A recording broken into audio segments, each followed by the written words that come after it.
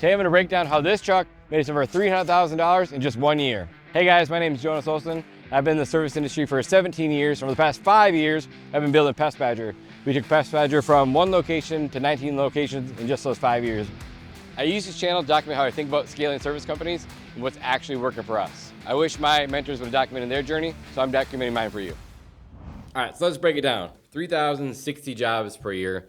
If you go 52 weeks out of the year, let's call it 60 jobs per week, 5 days a week, that's around 12 stops per day. So obviously, you know that's not super crazy. Most solid technicians can do that. I can do that. You can do that. Most everyone can do that. But what they don't have is a schedule that actually lets them do that every single day, 5 days out of the week, and 52 weeks out of the year. That's honestly the difference.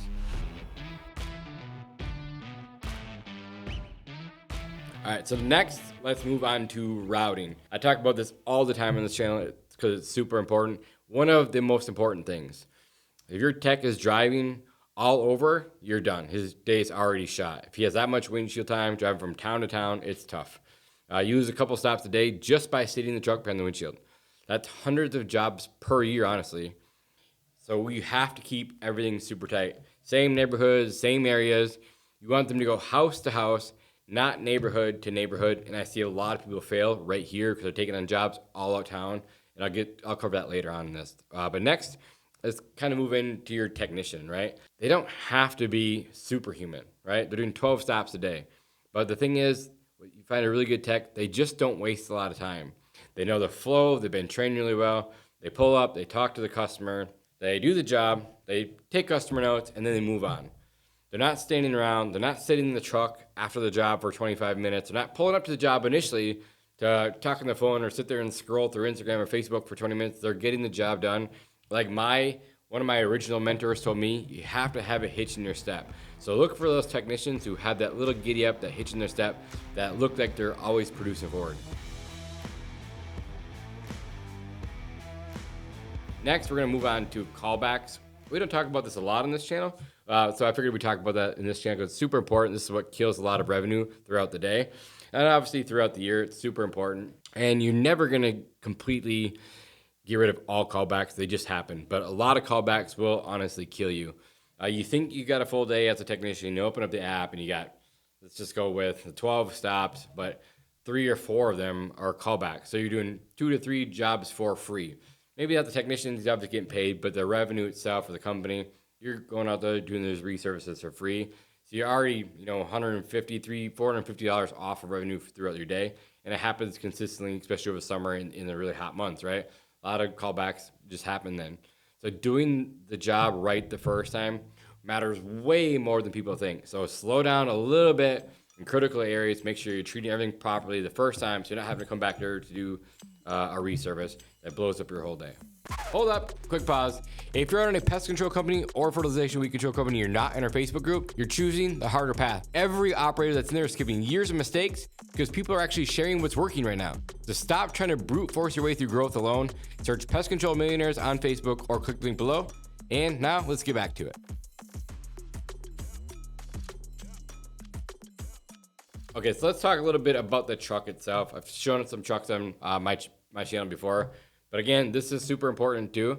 If your truck's just a mess, the day is just obviously gonna be slower. I tell my technicians all the time, I should be able to get into any one of my trucks at any time of the day and any time of the year and be able to get in that truck and go trade it in that day without doing anything. I want my truck super clean. I'm not hard to work for. I just have high expectation when it comes to vehicles and the way we represent ourselves.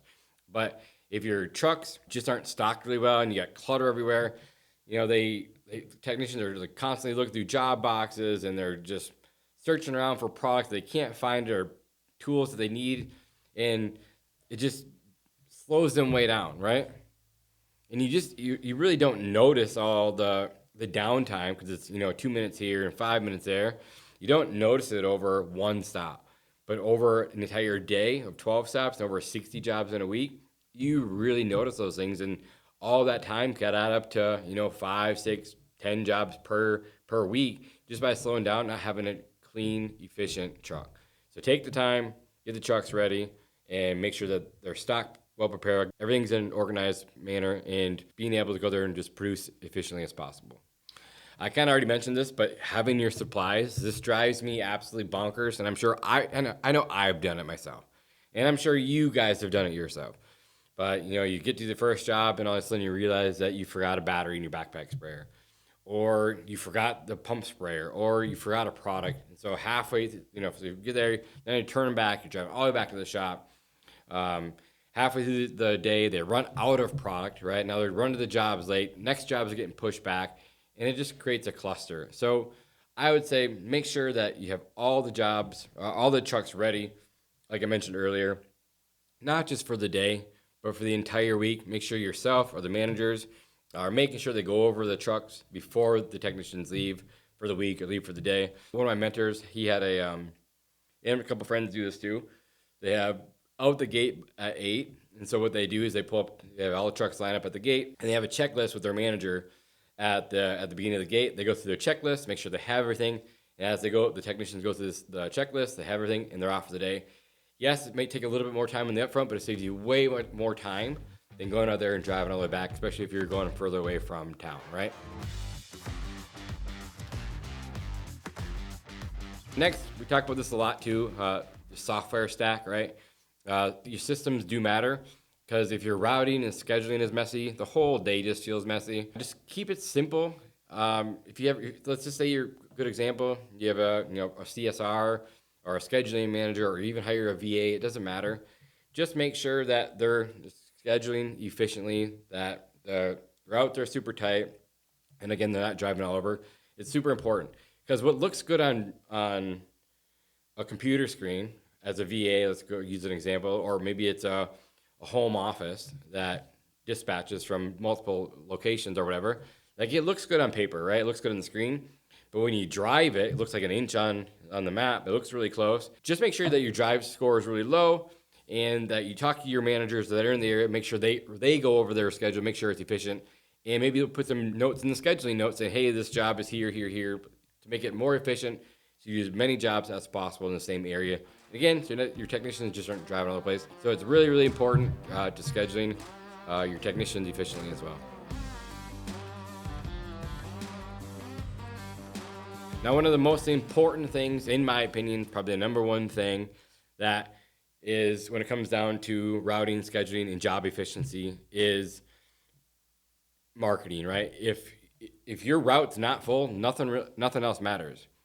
We're talking about this specific truck here. Obviously, the truck was full year round, and it's really that simple. If you're running Facebook ads or Google ads, or your everyday direct mail, or door hangers or door knockers, like, keep everything in the same area. Don't have them bouncing around.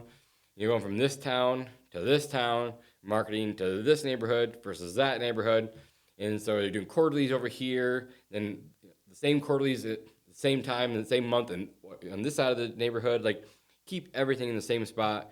You target your specific marketing to your perfect avatar in those specific neighborhoods, so you just keep everything super out. You want, one or two technicians pulling up to these areas and sit there for 1, 2, 3 days doing 50 stops with little drive time as possible. That's how your technicians can make the most amount of money. That's how the company can make the most amount of money, and just keep super, super efficient.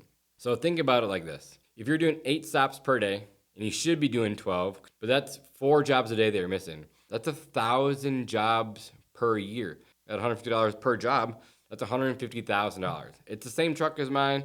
That's just the only difference, is making sure that the routes are super efficient and they're obviously full. So in my opinion, it comes down to 3 things. You have tight routes, a technician that moves with efficiency, and a full schedule. And obviously he keeps his truck clean, things like that. But honestly, in my opinion, that's it. Most guys don't fix this though. They get another truck, they hire another technician, they spend more money, they add more overhead when the trucks already aren't even maxed out as it is. So if I were you, in my opinion, I'd look at how many jobs your best truck actually ran last year. Not what it could do, but what it actually did, because that tells you everything that you need to know. The best part about this entire video is that we're talking about this one specific truck, but it's actually the technician that did that $330,000 in revenue.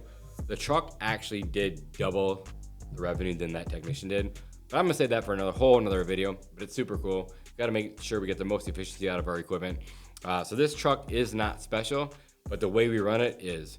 Thanks for watching. I'll see you guys in the next video. If you have any questions, comments, throw them in the comments below and I'll respond to every single one of them. See you guys. Peace.